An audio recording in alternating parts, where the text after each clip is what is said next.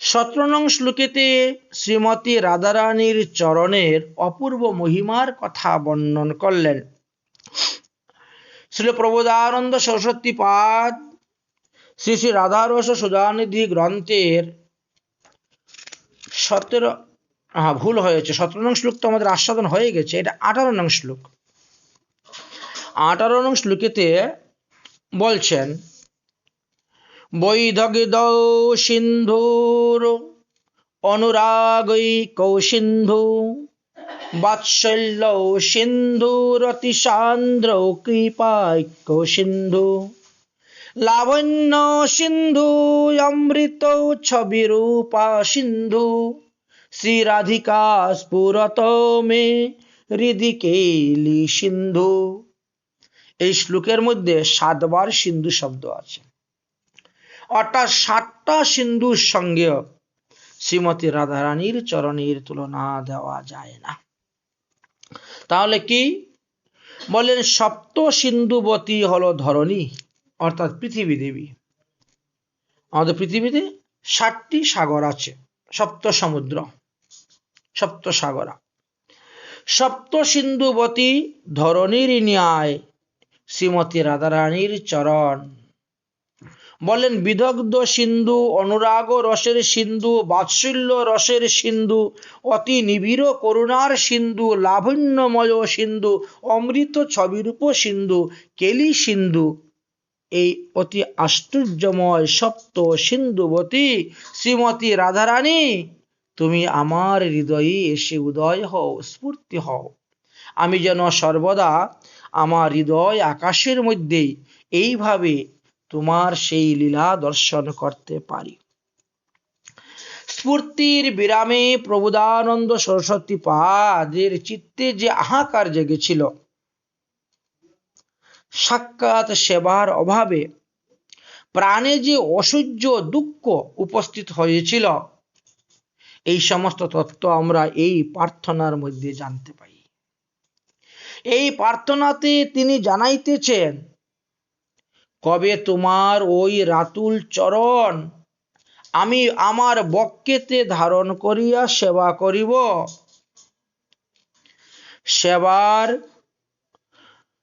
একটি রস, তাই সেবা রসটি সম্পূর্ণ অনুভূতির বিষয়।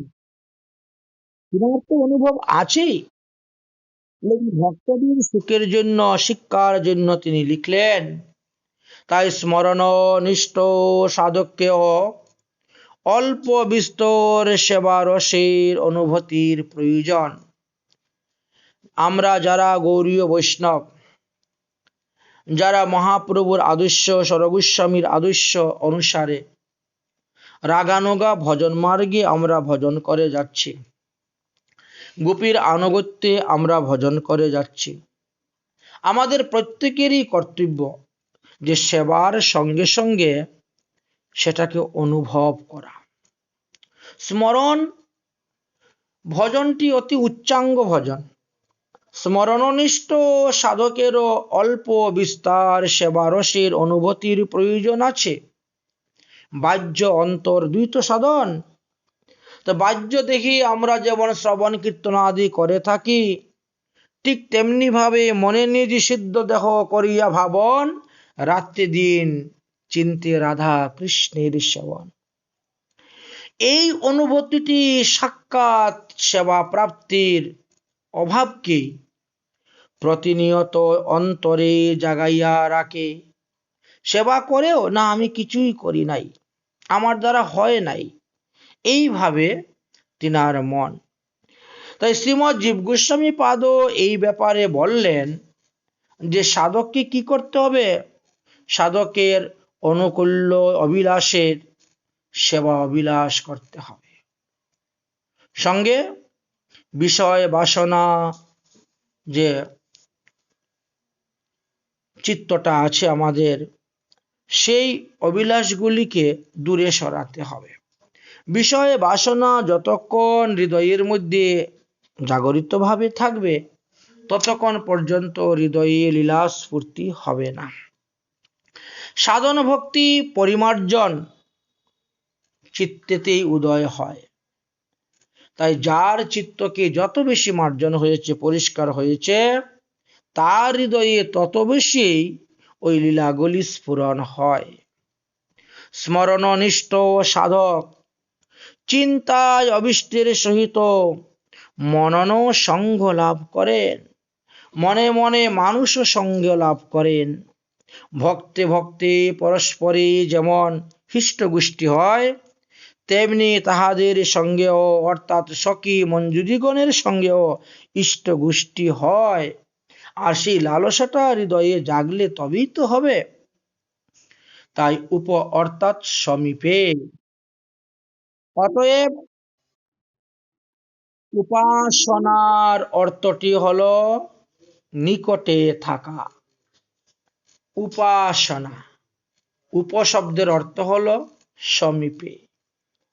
আসনা, উপযুক্ত আসনা, নিকটে বসা বা নিকটে থাকা, এই অর্থে।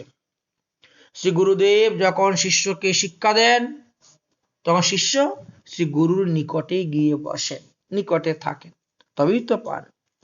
তাই মানস চিন্তায় স্মরণ নিষ্ঠ সাধক প্রতিটি ভজনাঙ্গ সিদ্ধ দেহে তাহাদের নিকটে থাকিয়া সম্পূর্ণ করেন। ইহাই সুচারু সাসঙ্গ ভজন বলা হয়। সাধু সঙ্গের দ্বারা সেই ভজন শিক্ষা লাভ করা যায়।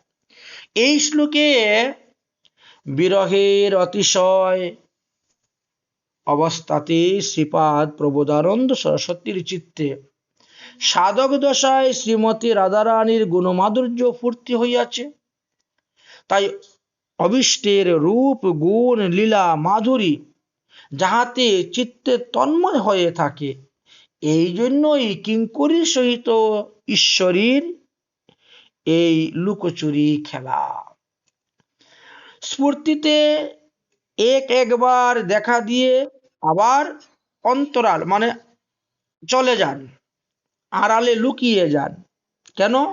যাতে ভক্তের ভজনের আরো স্পৃহা বাড়ে, আরো লালসা বাড়ে। সবসময় যদি তার সামনে থেকে যান, তাহলে তো তার ভজনটাকে শৈথিল্য হয়ে যাবে, কমে যাবে। আমি তো ভগবান পেয়েই গেছি, ভগবান তো আমার কাছে সবসময় আছেন, তখন তার ভজনটা কমে যায়। তাই বিরহ ভাবনায় তন্ময় চিত্তে শ্রীমতী রাধারানীর অলৌকিক গুণমাধুরী স্ফূর্তি হলো এই গ্রন্থকার প্রবোধানন্দ সরস্বতী। তাই তিনি বললেন, রাধারানী হলেন গুণের সিন্ধু, রূপীর সিন্ধু, করুণার সিন্ধু। এইভাবে সপ্ত সিন্ধুর কথা বললেন যে সপ্ত সিন্ধুবতী ধরিণী বা ধরিত্রী, সেই ধরিত্রী নিয়াই শোভা পাইতেছেন শ্রীমতী রাধারানীর চরণ। সপ্ত সিন্ধু একত্রে অপূর্ব সম্মিলন রাধারানীর শ্রীচরণে। পার্থিব সাগরের আমরা 7টি দেখতে পাই: লবণ সমুদ্র, ইক্কু সমুদ্র, সুরা সমুদ্র, ঘৃত সমুদ্র, দধি সমুদ্র, দুগ্ধ সমুদ্র ও মিষ্ট জল সমুদ্র। ইহার সহিত প্রতিলোমক্রমে অর্থাৎ বিপরীত দিক হইতে যদি আমরা বিচার করি, তাহলে দেখতে পাই শ্রীমতী রাধারানীর বিদগ্ধ সিন্ধু, অনুরাগ সিন্ধু, বাৎসল্য সিন্ধু, কৃপা সিন্ধু, লাবণ্য সিন্ধু, রূপ সিন্ধু ও কেলি সিন্ধু। এই অপ্রাকৃত সপ্ত গুণ সিন্ধুর সঙ্গেই দৃষ্টান্ত দিয়াছেন এই গ্রন্থকার। তাই শ্রীমতী রাধা বিদগ্ধ সিন্ধু। আচ্ছা, বৈদগ্ধি শব্দের রস পাণ্ডিত্য বোঝায়, এই জন্য রাধারানীকে বৈদগ্ধ সিন্ধু বলেছেন। রসিকামণি রস পণ্ডিত্যের সিন্ধু স্বরূপা, রসিক শেখর যাহার নিকট সিংহা রস বৈদগ্ধি শিক্ষা করেন। শ্রী গোবিন্দ পর্যন্ত রাধারানীর নিকট থেকে এই সিংহার রসটা শিখেছিলেন, কিভাবে সাজাতে হয়। শ্রী রাধা রানী হলেন শ্রীকৃষ্ণের প্রেমের গুরু, একথাও বলে গিয়েছেন। শ্রী চৈতন্য চরিতামৃত গ্রন্থেতে দেখতে পাই, শ্রী কৃষ্ণদাস কবিরাজ গোস্বামী পাদ বললেন, রাধিকা প্রেম গুরু আমি, শিষ্য নট। কৃষ্ণ বলছেন আমি হলাম শিষ্য, রাধারানী হলেন আমার গুরু। রাধিকা প্রেম গুরু আমি শিষ্য নট, সদা আমায় নানা নৃত্যে নাচায় উদ্ভট। সে রাসলীলার সময় আমরা দেখতে পাই উদ্ভট্ট তালের কথা লেখা আছে, বিভিন্ন তাল, তার মধ্যে একটা তালের নাম উদ্ভট্ট তাল, যেটা তালেও নয় বেতালেও নয়, এমন একটি তাল উদ্ভট্ট তাল। অথবা আরেকটি অর্থে আমরা এখানে ব্যবহার করতে পারি এই শ্লোকটি, যে নানা কলাবিলাসে বিচক্ষণতার নাম হলো বৈদগ্ধি, যার মধ্যে বিভিন্ন রকম কলা বিচরণ করিতেছে বিলাসের, তাকেও বৈদগ্ধি বলা যায়। কলাবিলাস বিদগ্ধতা বিদগ্ধ ইতি কৃত্যে, যিনি নানা কলাবিলাসে বিচক্ষণ তাহাকে বিদগ্ধ বলা হয়।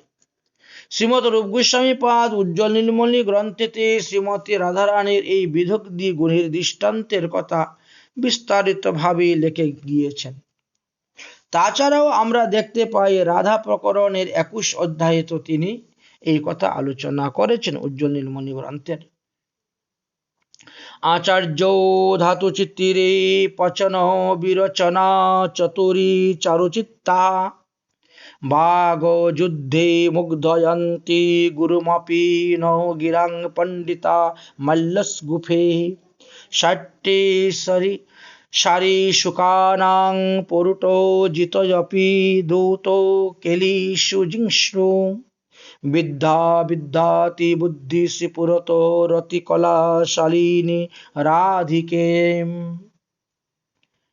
গার্গীয়র প্রতি কুন্দলতা দেবী বললেন, হে দেবী, শ্রীরাধার বৈদগ্ধির কথা আমি তোমাকে আর কি বলবো। তিনি ধাতু চিত্র রচনা বিষয়ে স্বয়ং আচার্য স্বরূপা, আচার্যা ন তো কদাচিৎ অপি কস্যচিৎ শিষ্যা, এবং সর্বত্র জ্ঞায়ম। আচার্য শব্দের অর্থ মানে এই বিদ্যা কাহারও নিকট শিক্ষা করেন নাই। এইরূপ সব বিদ্যাগুলি যেন স্বয়ং তিনার হৃদয়ের মধ্যে স্ফূর্তি হয়েছে এটা জানিবেন। পাকক্রিয়ায় তিনি চাতুর। এই জন্য যশোদা দেবী প্রায়ই রাধারানীকে নিমন্ত্রণ করে নন্দগ্রামে নিয়ে যেতেন রাধারানীকে রান্না করার জন্য। কারণ রাধারানী রান্না করলে রাধারানীর হাতের অন্ন ব্যঞ্জনাদি যিনি ভক্ষণ করবেন তিনি নিরোগ থাকবেন, দীর্ঘ আয়ু হবে, দেহের মধ্যে বল হইবে। এই জন্য নিয়ে যেতেন রাধারানীকে রন্ধনের জন্য, শ্রী গোবিন্দর জন্য রাধারানী রন্ধন করতেন। তাই তিনি পাকক্রিয়া চাতুরা, পাকক্রিয়ায় চতুরাতীত ছিলেন। চারুচিত্তা, বাক্য যুদ্ধেও শ্রীকৃষ্ণকে তিনি মুগ্ধ করে দিতেন। শ্রীকৃষ্ণ বাক্য যুদ্ধেও পরাজিত হয়ে যেতেন রাধারানীর নিকটে। আবার মাল্যস্ফুরণ বিষয়ী পণ্ডিতা, এত সুন্দর মালা গীতে পারতেন, মালা গীতে পড়াতেন। তারপরে বললেন সারি সুখের পাটে পটুতা, দ্রুত ক্রিয়ায় ও জয়া, কেউ ইনার সঙ্গে পাশায় খেলায় পারতেন না। রাধারানী পর্যন্ত, গোবিন্দ পর্যন্ত রাধারানীর কাছে হেরে গিয়েছেন পাশা খেলায়।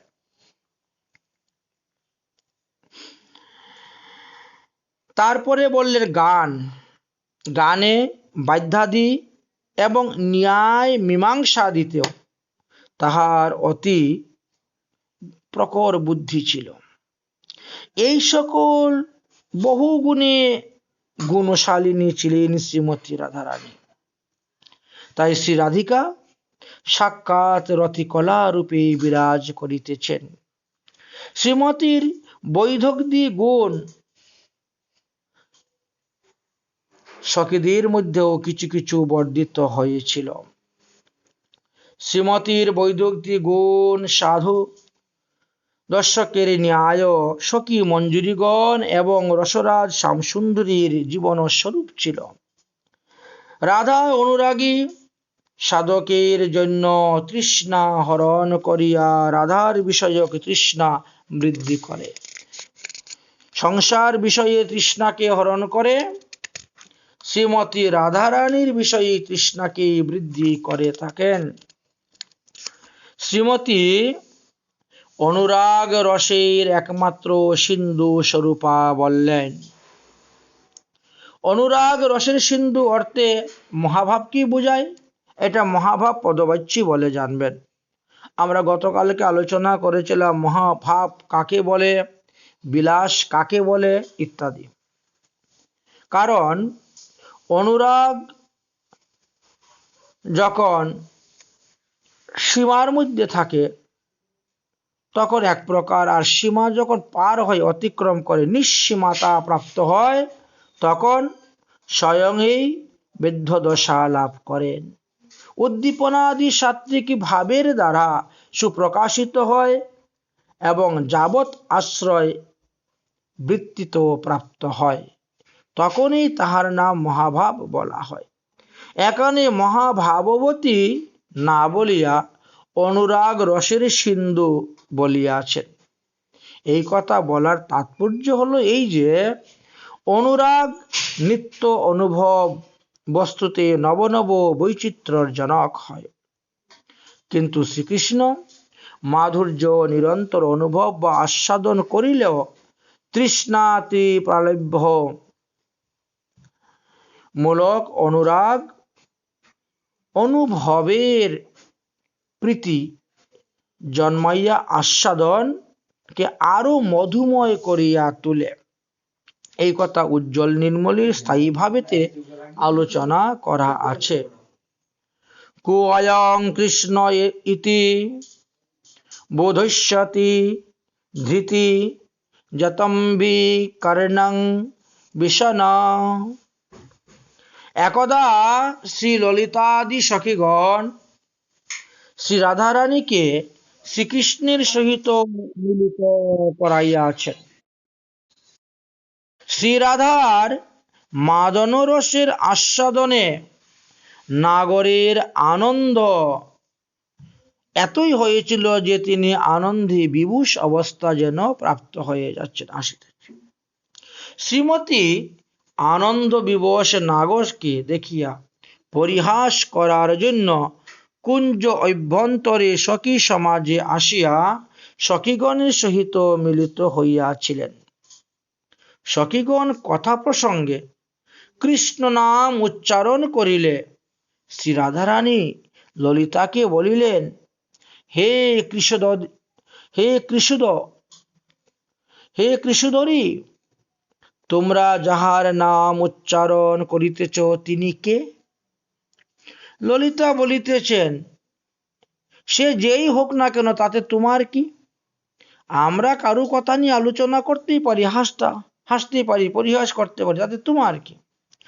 রাধারানী বলেন, সখী, তাহাকে জানার আমার প্রয়োজন আছে। তোমরা কাকে নিয়ে পরিহাস করতেছ?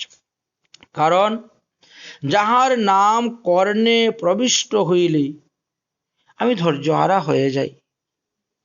এই নামের এত শক্তি যে আমার ধৈর্যটাকে পর্যন্ত হরণ করে নিয়ে যায়। তাহা হইতে কুলধর্ম রক্ষণের আমি বড় চিন্তিত হয়ে পড়ি। ললিতা বলিতেছেন, হে রাগান্ধে, অর্থাৎ অনুরাগে তোমার বুদ্ধি লুপ্ত হয়ে গেছে। এই অর্থে ললিতা সখী বলছেন রাগান্ধে। হে রাগান্ধে, তুমি তো সতত তাহার বক্ষেই বিলাস করিতেছ। শ্রী রাধারানী বলছেন, সখী, তুমি কি আমায় পরিহাস করতেছ? আমি তো তোমাদের মধ্যে বসে আছি, আর তোমরা বলছো আমি শ্যামসুন্দরের বক্ষে বিরাজ করিতেছি। আমি যে তাহার পরিচয়ই জানি না, তাকে চিনি না। ললিতা সখী বলতেছেন, হে মোহিতে, বিপুল তৃষ্ণায় কি তোমার জ্ঞান আচ্ছন্ন হয়ে গেছে? এই মাত্র আমি তোমায় তাহার হাতে সমর্পণ করিয়াছিলাম, আর এখনই তুমি ভুলে গেলে? শ্রী রাধারানী তখন স্মরণ করিয়া বলিতে, সখী, তুমি সত্যিই বলিয়াছ। এই জীবনের মধ্যে আজই তিনি ক্ষণ প্রভাবের ন্যায় ক্ষীণকালের জন্য আমার নিকটে এসেছিলেন, আমার নয়ন গোচর হয়েছিলেন। এই দৃষ্টান্ত হইতে জানা যায় যে অনুরাগবতীর চিত্তে বিপুল পিপাসা জাগাইয়া কৃষ্ণ মাধুর্যের আস্বাদনকে সতত যে কত মধুর এবং চমৎকৃত করিয়া তুলেছিল। অনুরাগ রসের একমাত্র সিন্ধু বলিয়া রাধারানীকে বলা হয়েছে। তার তাৎপর্য হলো এই যে অনুরাগ যখন বর্ধিত হয় তখনই তো তাকে মহাভাব বলা হয়, আর এই মহাভাবের যখন চরম পর্যায়ে উপস্থিত হয় তখন মাদন নামক মহাভাব বলা হয়। আর এই মাদনৈক্য মহাভাব একমাত্র রাধারানীতেই বিদ্যমান আছে, আর কোনো গোপীদের মধ্যে নেই, সখীর কিঙ্করীর মধ্যে নেই। অথবা আরো একটা অর্থেও রাধারানীর চরণের সিন্ধুর সঙ্গে তুলনা দিতে পারেন। সিন্ধু যেমন নদী তরাগাদি জলাশয়ের মূল উৎস বা আশ্রয়, তদ্রূপ ব্রজসুন্দরী গণের মহাভাবের বৃত্তি বিদ্যমান থাকিলেও শ্রীমতী রাধারানী মহাভাবের মূল উৎস বা আশ্রয় স্বরূপা। শ্রীকৃষ্ণকে রসবৈচিত্র্য আস্বাদন করাইবার জন্য ব্রজসুন্দরীগণ তারা সবাই শ্রীমতী রাধারানীর কায়ব্যূহ স্থানীয় হয়ে জন্মগ্রহণ করেছিলেন। এই অভিপ্রায়ে শ্রী রাধাকে হয়তো গ্রন্থকার অনুরাগ রসের একমাত্র সিন্ধু বলিয়াছেন। অনুরাগকে দুগ্ধ সিন্ধুর সহিত তুলনা দেওয়াও হয়েছে। দুগ্ধ যেমন গাঢ় হইয়া একেবারে ক্ষীর বা মেওয়া হয়ে থাকে, তদ্রূপ অনুরাগ স ইন্দ্রিয়ের মধ্যে ক্রমে ক্রমে গাঢ় হইয়া মহাভাব হইয়া থাকে। তাই বলছেন শ্রীমতী রাধারানীকে তৃতীয়বারে কি বললেন? বাৎসল্য রস সিন্ধু। আচ্ছা, দীনজনের প্রতি মমতা অধিক্যের নাম বলা হয় বাৎসল্য। যারা দীন দরিদ্র কাঙ্গালের প্রতি মমতা দেখান তাদের সেই প্রেমটাকে বাৎসল্য প্রেম বলা হয়। তিনি যেমন মধুর রসের অক্ষয় ভাণ্ডার, তেমনি আবার বাৎসল্য প্রেমরসেরও বিশাল সিন্ধু স্বরূপা। রসশাস্ত্রকারগণ বাৎসল্য রসকে মধুর রসের বিরোধী বলিয়া উল্লেখ করিয়াছেন, কিন্তু শ্রীমতী রাধারানীতে এই যে বাৎসল্য রস, ওটা মধুর রসের সঙ্গে বিরোধিতা নয়। রাধাতে এই বিরোধিতা রস যথাসত্তরে সুপ্রকাশিত হইয়া ওটা মধুর রসের পরিপূর্ণ পুষ্টি সাধন করিয়া থাকে। যেমন শ্রীকৃষ্ণকে ভোজনের জন্য বসালেন। আচ্ছা, শ্রীকৃষ্ণ প্রসাদ পেলেন, শ্রীকৃষ্ণের ভোজন অবসরে তাহার প্রতি শ্রীমতী রাধারানীর বিপুল বাৎসল্য প্রকটিত হয়। রসিক শিরোমণি ও সখী মঞ্জুরিগণে পরমানন্দ দান করিয়া থাকেন। সখীগণের প্রতি শ্রীরাধার বাৎসল্য প্রকাশ অতি অপূর্ব। তাহাদের প্রতি বাৎসল্য বা স্নেহ বাৎসল্য সতত অধীন হইয়া থাকেন। এই জন্য বললেন যে শ্রীমতী রাধারানীতে যে বাৎসল্য প্রেম, ওটা মধুর প্রেমের বিরোধিতা হয় না। নন্দ যশোদা আদি গুরুবর্গীয় যে গোপীগণ ছিলেন, তাদের কাছে সেটা বিরোধিতা হতে পারে।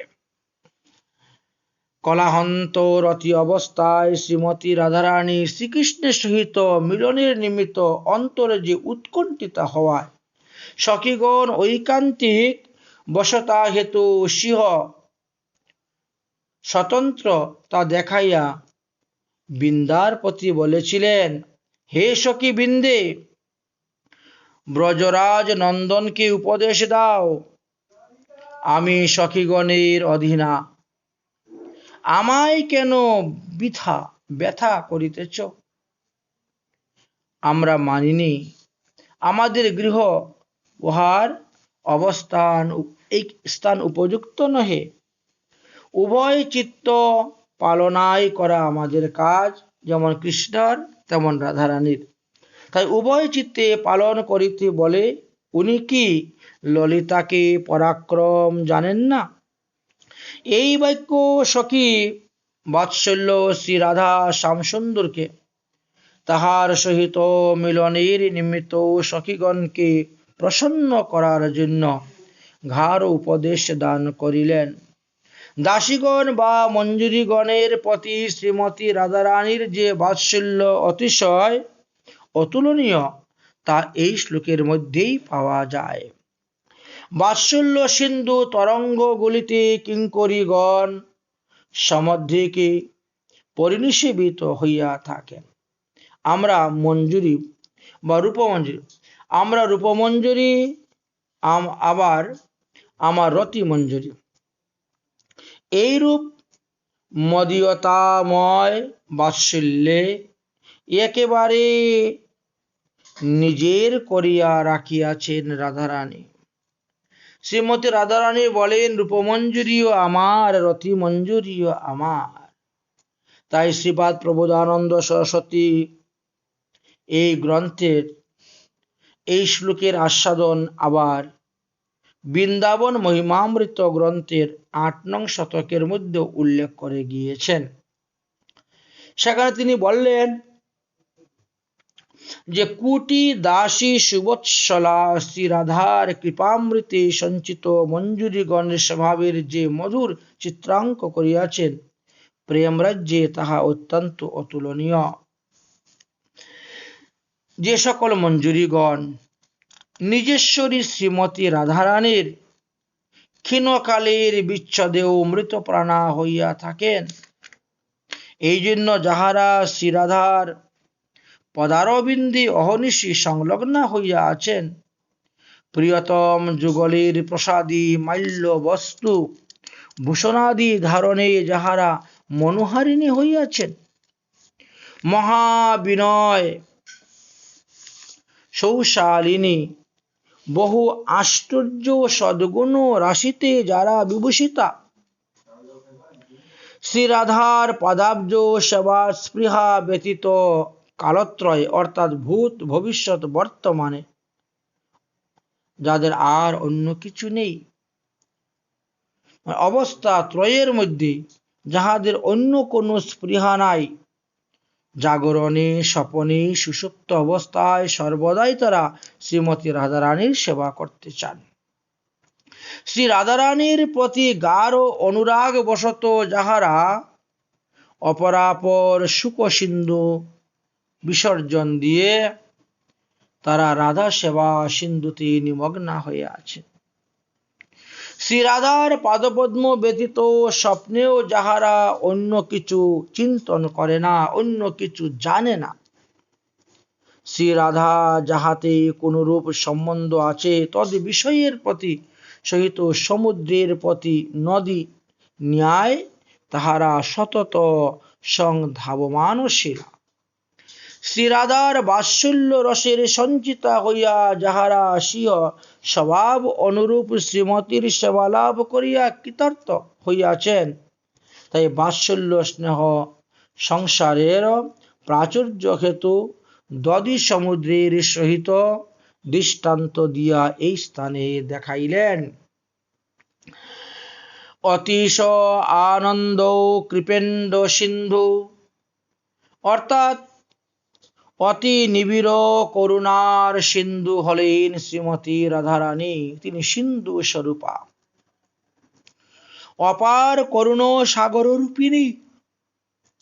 শ্রী রাধা নিজজনের প্রতি যেভাবে কৃপা করেন, যেভাবে কৃপা বর্ষিত হয় সখীগণ মঞ্জুরিগণের প্রতিনিয়ত, সেই কৃপা ঝরে পড়তেছে তাদের উপরে, বর্ষা না, কৃপা বর্ষিত হচ্ছে। যাহারা সেই কৃপামৃত স্নান করতেছেন, সেই কৃপামৃতের স্পর্শ পেয়েছেন, তাহাদের অনুভূতিটা সম্পূর্ণ আলাদা।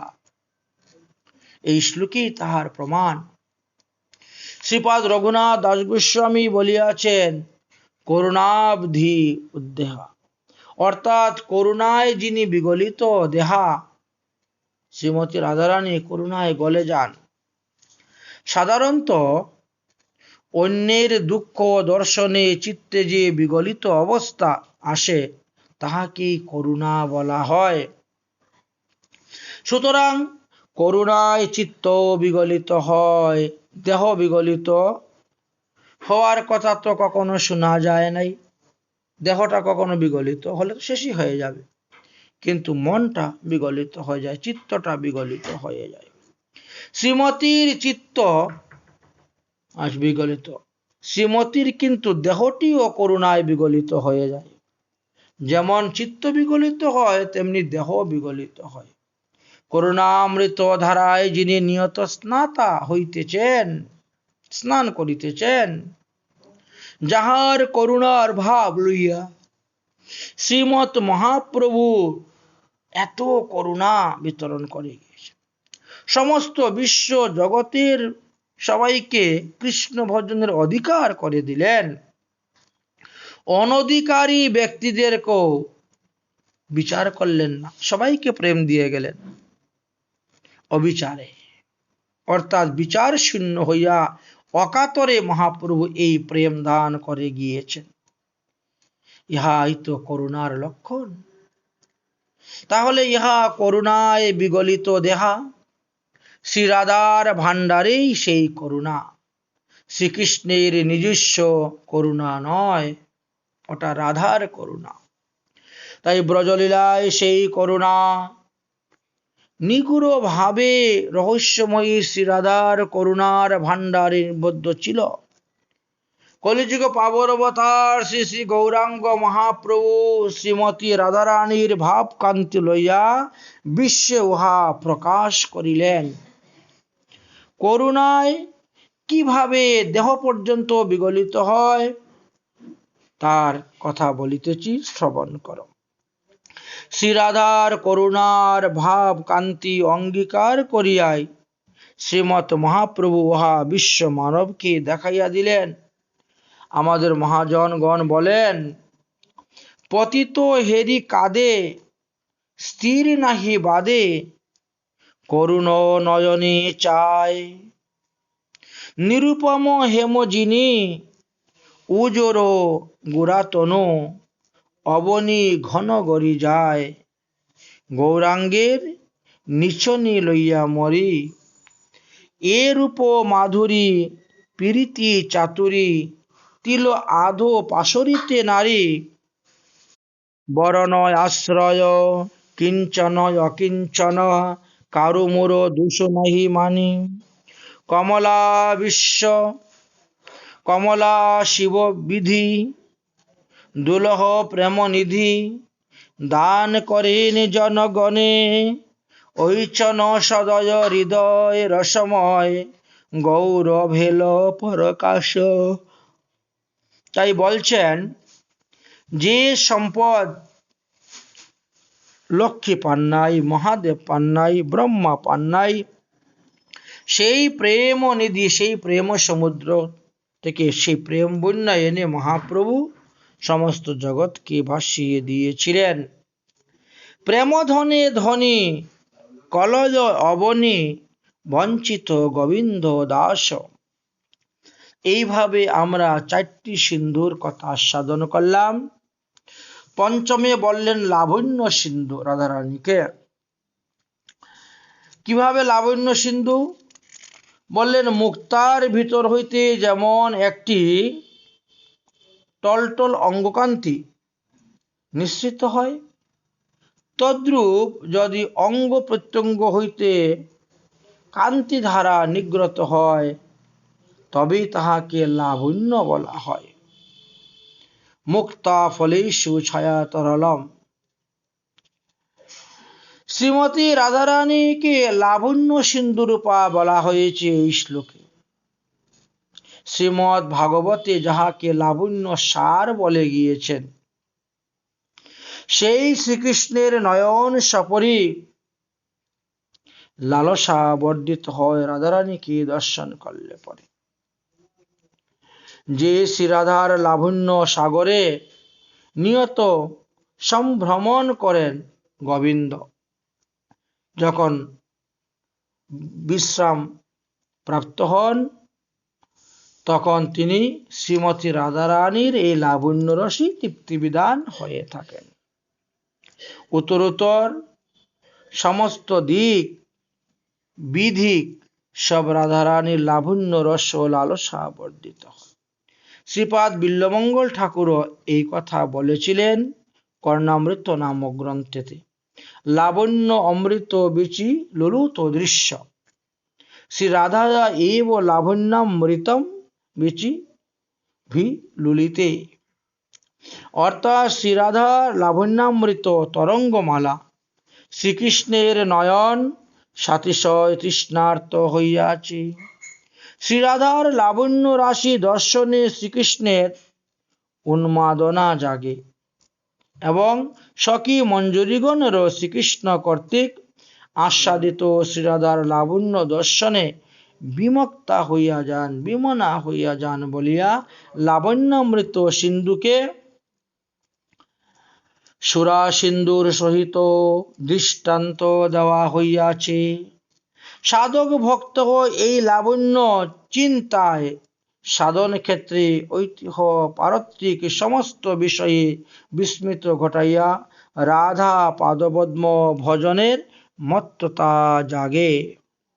তারপরে বললেন 6 নং বললেন অমৃত ছবি রূপ সিন্ধু, অর্থাৎ সুধার প্রতিমা শ্রীরাধা যেন রূপের বিশাল সিন্ধু স্বরূপা মহাভাব স্বরূপিণী শ্রীমতী রাধারানী। মহাভাবকে অমৃতের সহিত তুলনা করা হয়েছে। বরামৃত স্বরূপ শ্রী স্বরূপে মনো নয়ে। লৌকিক বস্তুসমূহের মধ্যে অমৃত যেমন চরম আস্বাদ্য বস্তু, তদ্রূপ প্রেমের বিভিন্ন স্তরের মধ্যে মহাভাবটাই হল চরম আস্বাদ্য বস্তু। শ্রীকৃষ্ণ রতির গাঢ়তম অবস্থার নামকেই মহাভাব বলা হয়, এটা আমরা পূর্বে আস্বাদন করেছি। লাদিনী শক্তির বৃত্তি বলিয়া রতি স্বরূপতই আস্বাদ্যের বিষয় এবং তাহা গাঢ়তার সঙ্গে আস্বাদনের আরো অত্যাধিক আনন্দ লাভ হয়। মহাভাব রতির সানন্দতম অবস্থা বলিয়া মহাভাব আস্বাদনে সবাই সমর্থ নয়, অসমর্থ বোধ হয়। শ্রী রাধারানী হলেন মহাভাব স্বরূপিণী, এই জন্য তাহাকে সুধার বা অমৃতের প্রতিমা বলা হয়েছে। শ্রীরাধার রূপ বা সৌন্দর্যের যে আস্বাদনের কথা এখানে ব্যক্ত হয়েছে তাহাই এই শ্লোকে অমৃত ছবি রূপ সিন্ধু বলেছেন, যাহার সৌন্দর্য কণিকায় বিশ্ব ডুবিয়া যায়। সেই ভুবন সুন্দর শ্রীকৃষ্ণ যাহার রূপের পাথারে ডুবিয়া থাকেন। কোটি কাম যিনি রূপ যদ্যপি আমার, অসমর্ধ মাধুর্য সৌম্য নাহি যার। মূর রূপে আপ্যায়িতে হয় ত্রিভুবন, রাধার দর্শনে আমার জুড়ায় নয়ন। এই মতন জগতের সুখে আমি হেতু, রাধিকার রূপগুণ আমার জীবাত। মহামধুর তত্ত্বে ইক্কু রস সিন্ধুর সহিত শ্রীমতী রাধারানীর রূপ সিন্ধুর দৃষ্টান্ত দিয়েছেন। তারপরে 7 নম্বরে বললেন শ্রীমতীকে কেলি সিন্ধু। প্রিয়তম শ্যামসুন্দরের সহিত তাহার লীলা বিলাসের নাম হল কেলি। মিলন ভূমিতে শ্রী রাধা তরঙ্গাম্বিতা বিলাস ও সিন্ধুর মধ্যে শ্যামসুন্দরকে নিমগ্ন করিয়া রাখেন।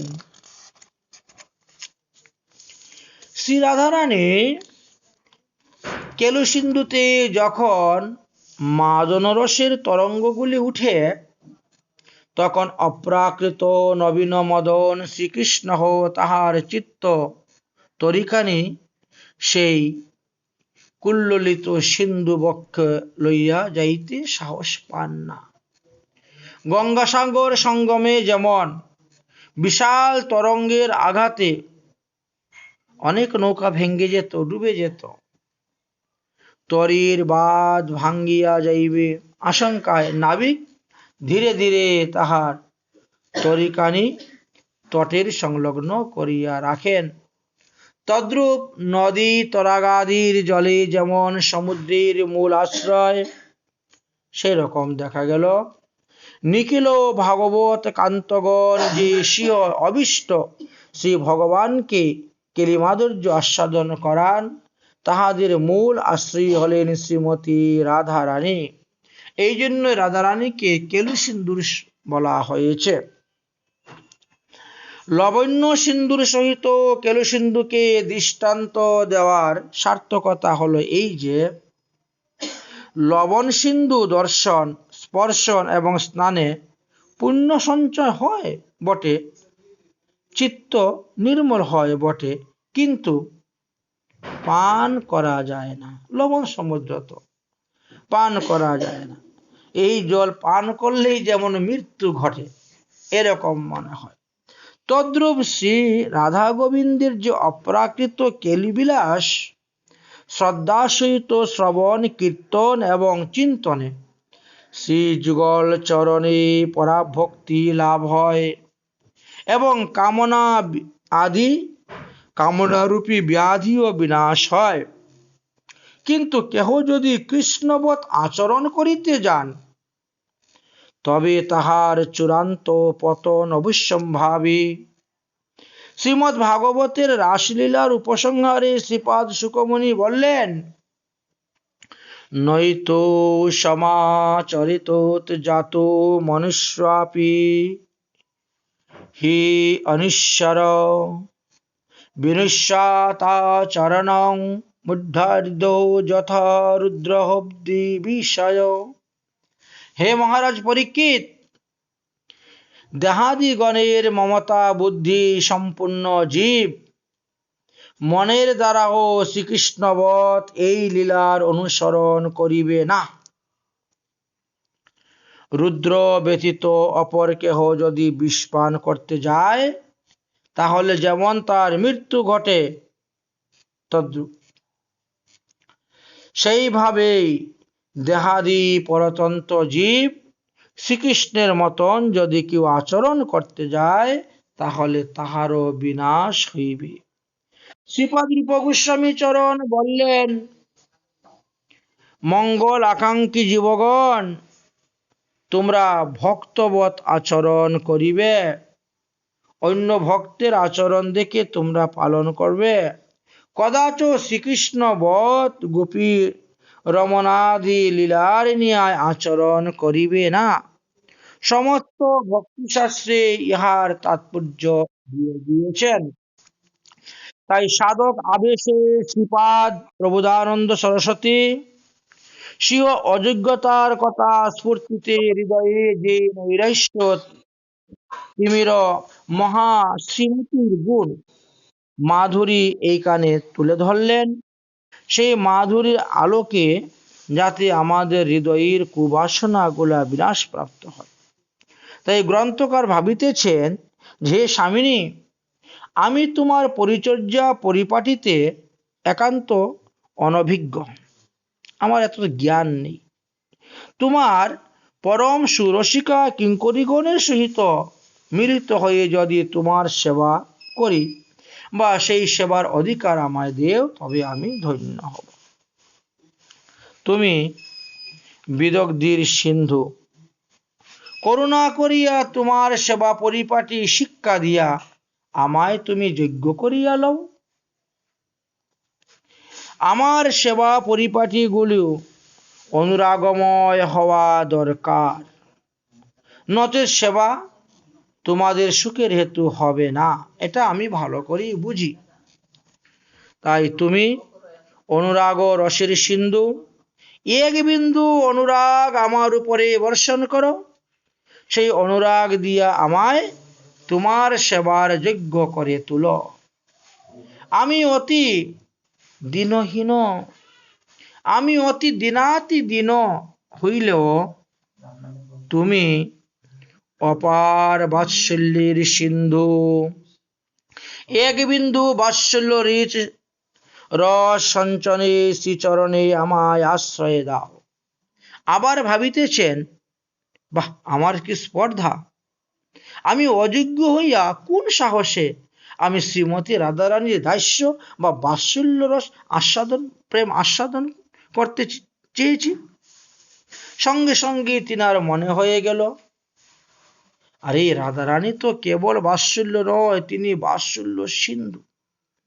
বাৎসল্য সিন্ধুও নহেন, তিনি সা আনন্দ করুণাময় সিন্ধু। অতএব দুর্গতি জন প্রাপ্তি ব্যক্তিকে অবশ্যই তিনি কৃপা করবেন, করুণা করবেন।